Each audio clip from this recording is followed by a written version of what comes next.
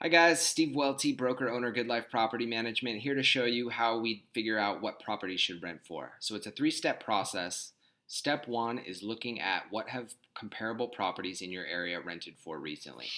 So for this property, I pulled up a random property on Aquarius Drive. This is actually a property for sale currently. And it's a 3-bedroom, 2-bath, 1040 square feet. So first thing I'm going to do is try to get a feel of what it looks like. So it looks like it has a nice grassy front yard and 2-car garage, really nice backyard. So I'm just looking at, how dated is it? How are the appliances? Does it have nice features? Because when I look at comparable properties, there's never usually not properties that are exactly the same. So you have to make adjustments up and down for features. So it looks like the bath's dated too and the carpet's kind of older. So what I do is I ran a search. I'll show you here. So we do a map search. We come here and we typed in the address and it pulls up the subject property, and then we pulled a half-mile radius around the subject property. Okay? So we used that. And then I did a little bit less square feet for my range and then a little bit more square footage for my range. And then I'm only looking at houses. So this pulled up 3 comps. So I'm going to look at these 3 comps. So this first one's an active, which we're not interested yet. That's step 2, looking at what the competition's offering. If you only look at what's active, you have a good chance of pricing the property wrong because they could be too high. And if you copy someone that has a wrong price point, you're going to have copied a failing strategy. So let's look at this one. This one's 1275. Now that's over 200 square feet bigger, which is considerable. So it is a bigger property. Rented for 2,200. Rented about a year ago. Rented in 8 days. So pretty quick. So let's take a look. Looks like the curb appeal is kind of so-so. They have some plants and some bark.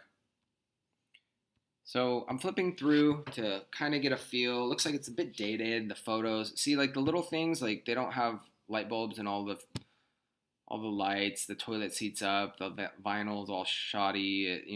This is stuff I see and it drives me crazy. But the you wanna always present your property in the best light as possible, and this property does not look that great. So, but we're gonna use it as a comparable.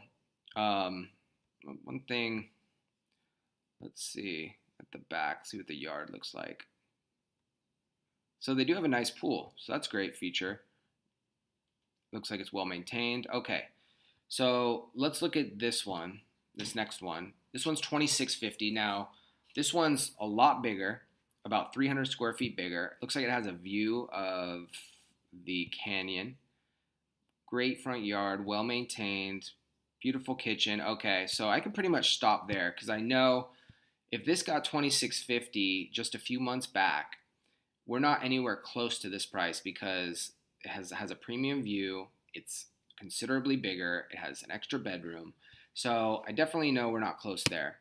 So we're definitely close to this property, but the next step is figure out how close.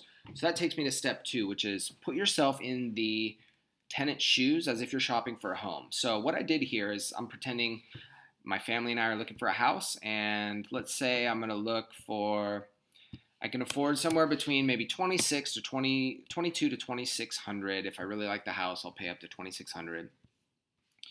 And this is kind of my area here. And so as you can see, there's only, about 4 options, anywhere from 23 to 2600. So I'm going to look at this 2300, and that's what we do as consumers, right? Because the property that rents is always the best property at the best price at any given time, right? So looking at this property, so this is a detached condo, so it's not a good comp because it's going to share a wall, and we're looking at houses. So I'm going to not look at that one. So it looks like there's a 3-2 for 1134 for 2500. 1179 for 26. That's the Pegasus one. That looks like the one we actually just looked at on the MLS. And then this one's considerably bigger for 2600. So let me take a look at this one. Photos aren't that great. Kitchen's big, but not really presented that well. 2,500. So it looks like they may have copied the Zestimate.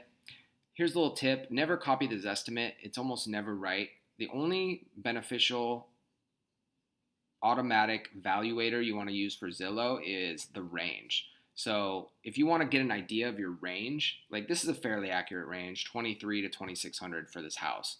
But the Zestimate is never right, so don't use that.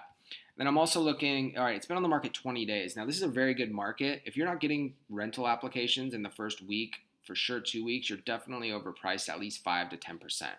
So they're probably overpriced here because they also copied the Zestimate, which tends to always be too high. So this one's probably worth 24 max. So anyway, now I've narrowed it down. I know I'm between 2,200 and 2,400, but this one is about 100 square feet bigger. So I'd say I'm between 2,200 and 2,300 for our subject property. Now the last piece of the puzzle is to figure out which price you're going to pick. And the way you do that is you always want to price the property a little more aggressively than the price you think you can get. That does three things. Number one, it attracts a higher quality tenant. The best tenants can rent anywhere. So like a good credit borrower that goes in to buy a car, they want a good deal. So they're going to be shopping around. If you price your property too high, you're only going to attract less desirable tenants. So sometimes owners will set their price too high and they're reluctant to reduce it because they've gotten some interest. Maybe you even got an application. I bet that application was denied because you're only getting less desirable tenants at that higher price point because they know they can't beat out, a pool of tenants that apply for a properly priced home. So it's going to rent to a higher quality tenant. It's going to rent faster, number two. So you're going to reduce your vacancy. And then number three is I want you to look at not so much the monthly rent you get, but how much money are you going to get over the course of the whole lease term. So the difference between 22 and 2,300 is like 1 or 2%, right? So it's not worth risking sitting on the market an extra 3-4 weeks. You're going to lose that money. You never can recapture vacancy loss.